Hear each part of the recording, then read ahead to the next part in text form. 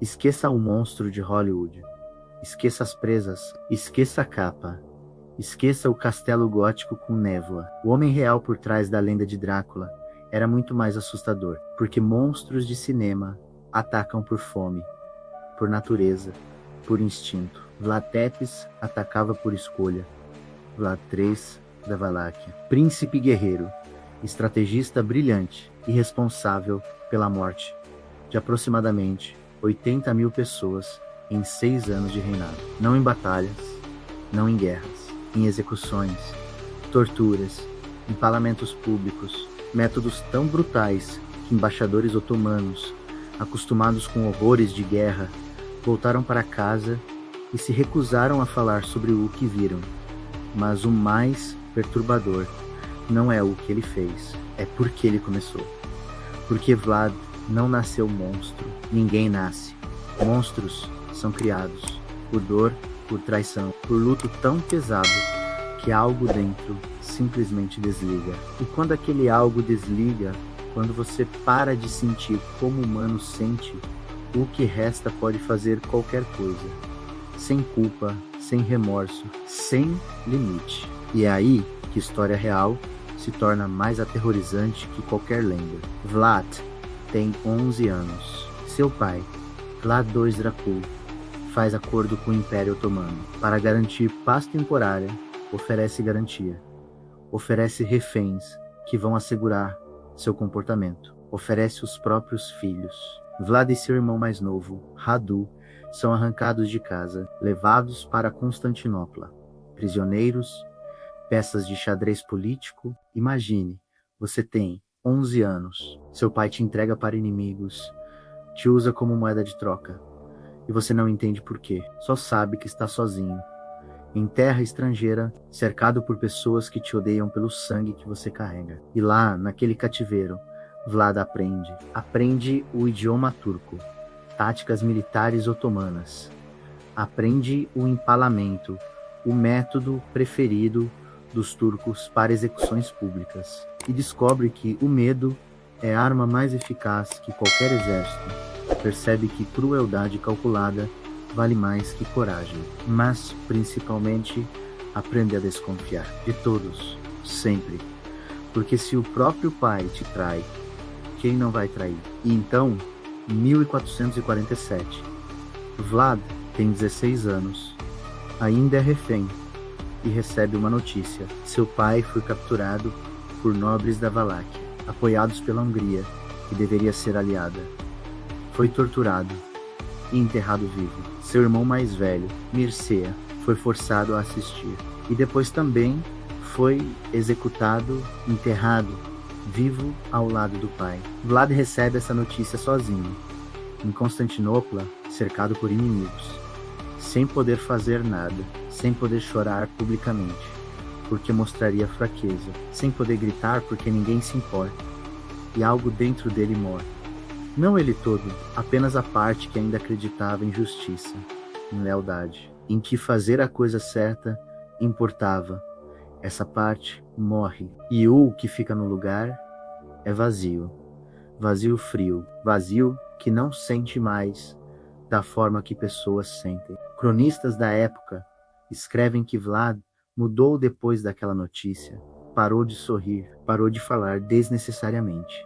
Passava horas sozinho, apenas olhando para nada. E quando finalmente voltou a interagir, era diferente. Como se tivesse aprendido a fingir emoções sem realmente sentir. Um cronista descreve como se a pessoa tivesse ido embora e apenas a função continuasse. Otomanos liberam Vlad, não por bondade, por estratégia. Colocam-no no trono da Valáquia como governante fantoche, esperando que seja controlável, grato. Estão errados. Vlad reina por 2 meses. É deposto, foge e passa os próximos 8 anos planejando, esperando, aprendendo mais sobre guerra, sobre política, sobre como manter poder e sobre crueldade. Vlad retoma o trono, desta vez para ficar. E a primeira coisa que faz, estabelece o padrão de todo o seu reinado, convoca todos os nobres que traíram seu pai, convida-os para banquete de Páscoa, banquete de reconciliação, diz. Vamos esquecer o passado. Os nobres vêm, trazem famílias, comem, bebem, riem, e quando o banquete termina, os guardas trancam as portas. Vlad levanta e diz algo que testemunhas registraram. Quantos príncipes vocês viram subir e cair em suas vidas? Os nobres olham uns para os outros. Nervosos, um deles responde: muitos, meu senhor. A Valáquia é terra instável. Vlad sorri. Não é sorriso reconfortante. Muitos príncipes, e todos permitidos por vocês, manipulados por vocês, traídos por vocês, incluindo meu pai. E então dá ordem. Os mais velhos são empalados imediatamente nos jardins do palácio, onde todos podem ver. Os mais jovens, incluindo mulheres e crianças, são forçados a caminhar 80 quilômetros para as montanhas, onde são postos para trabalhar, construindo o castelo até morrerem de exaustão. Nenhum sobrevive. E essa é apenas a primeira semana. Os próximos 6 anos são catálogo de horror que cronistas da época lutam para descrever sem soar como exagero. Vlad não apenas executa inimigos, ele cria métodos, refina técnicas, transforma a própria brutalidade em forma de arte macabra. Empalamento é seu favorito, mas não empalamento rápido, empalamento lento. Estaca de madeira arredondada e untada, inserida de forma a não atingir órgãos vitais imediatamente. Pessoa morre devagar, levando horas, às vezes dias, e Vlad assiste. Cronistas escrevem que ele mandava colocar as estacas em círculos ao redor de cidades, florestas de corpos empalados, alinhados por altura, por tipo de crime, por ordem alfabética de nome. Exército otomano invade Valáquia. 150.000 soldados. Mehmed II, o Conquistador de Constantinopla, lidera pessoalmente. Vai esmagar Vlad de uma vez. E quando o exército otomano chega perto da capital, encontra algo que os faz parar. Uma floresta, mas não de árvores. Floresta de 20.000 estacas, com 20.000 corpos empalados. Prisioneiros otomanos capturados em escaramuças anteriores.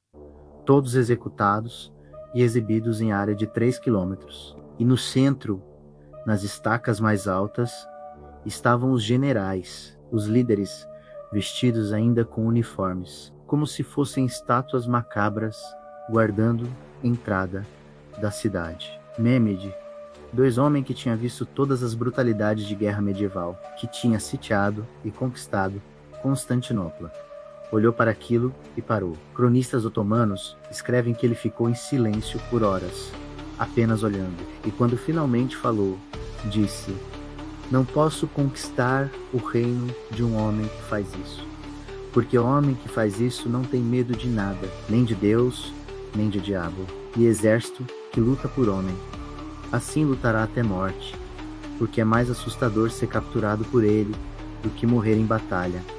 E recuou. Mehmed II, conquistador de impérios, recuou, porque Vlad tinha transformado crueldade em estratégia militar. Estava funcionando. Mas algo mais estava acontecendo, algo que as pessoas começaram a notar. Vlad não dormia mais, ou dormia muito pouco. Guardas relatavam Vielo andando pelo castelo à noite, todas as noites, apenas andando, olhando pela janela, como se esperasse algo, e havia rumores, sussurros, servos, dizendo que às vezes, tarde da noite, ouviam vozes no quarto de Vlad. 2 vozes, Vlad, e outra, mais grave, mais antiga, e de manhã, Vlad saía com instruções, novas formas de executar, novos métodos de tortura, que ninguém tinha visto antes, que pareciam vir de lugar mais escuro que mente humana. E havia sede. Não sede normal, obsessão estranha. Vlad começou a pedir carne muito mal passada, quase crua, e vinho, muito vinho, tinto, escuro, às vezes misturado com outras coisas. Um cronista alemão, Bein, visitou a corte em 1463 e escreveu algo perturbador. O príncipe janta, cercado por estacas, com seus inimigos, e molha pão no que escorre, e come, e sorri. E não é sorriso humano, é sorriso de algo que encontrou prazer, onde o humano não deveria encontrar.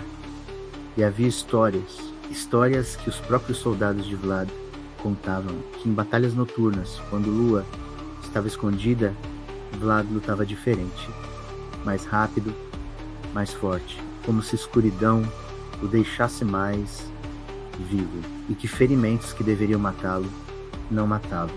Cortou profundamente o braço durante uma batalha, deveria ter sangrado até morrer. Não sangrou, ou sangrou muito pouco, como se o corpo não funcionasse, como o corpo humano deveria funcionar. Vlad é finalmente derrotado, não por otomanos, por traição interna novamente.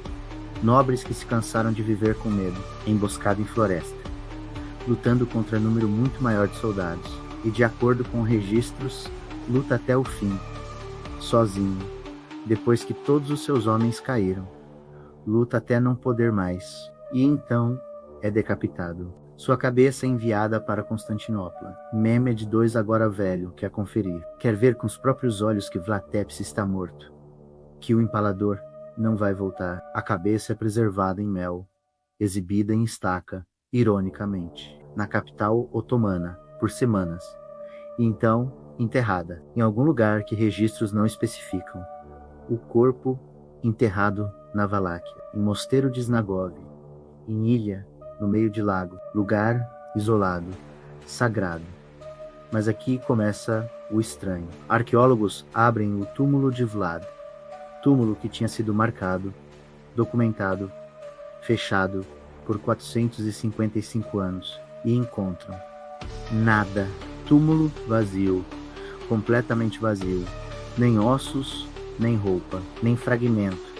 Procuram em outros túmulos do mosteiro, encontram esqueleto em túmulo sem marcação. Poderia ser Vlad, mas nunca confirmado. E a pergunta permanece: onde está o corpo? Algumas teorias dizem que foi movido, que monges esconderam para proteger de profanadores. Outras teorias dizem outra coisa. Dizem que Vlad fez pacto, que as vozes que guardas ouviam eram reais, que a transformação que soldados notavam era real, que a crueldade dele foi além de estratégia. Foi ritual, foi oferenda, foi preço pago por algo, e que quando morreu, não morreu completamente, porque algo tinha reivindicação sobre ele, algo que ele tinha alimentado com o sangue de 80 mil pessoas.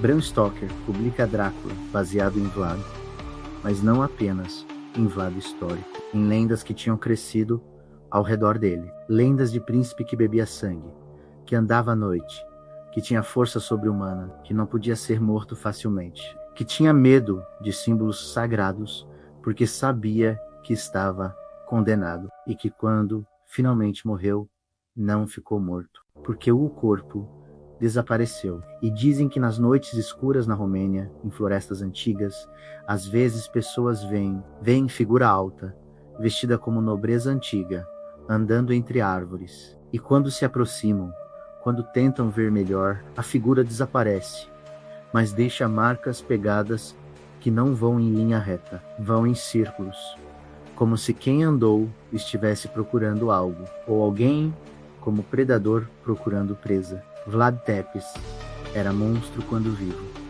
documentado, provado, registrado em centenas de fontes contemporâneas. A questão não é se ele era monstro, a questão é quando exatamente ele deixou de ser humano.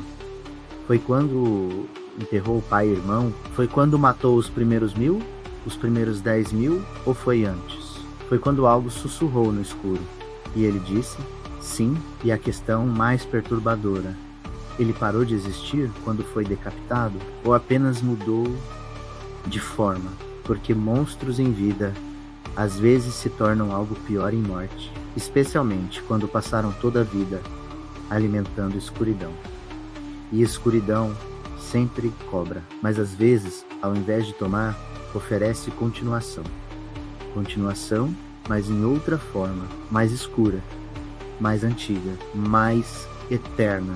Este conteúdo é baseado em documentos históricos sobre Vlad III, da Valáquia 1431 a 1476, incluindo crônicas alemãs de Michel Bein, 1463, registros otomanos de 1462 e o túmulo vazio, documentado em 1931. Números de vítimas são estimativas históricas. Elementos sobrenaturais refletem folclore romeno, que inspirou Drácula de Bram Stoker, 1897.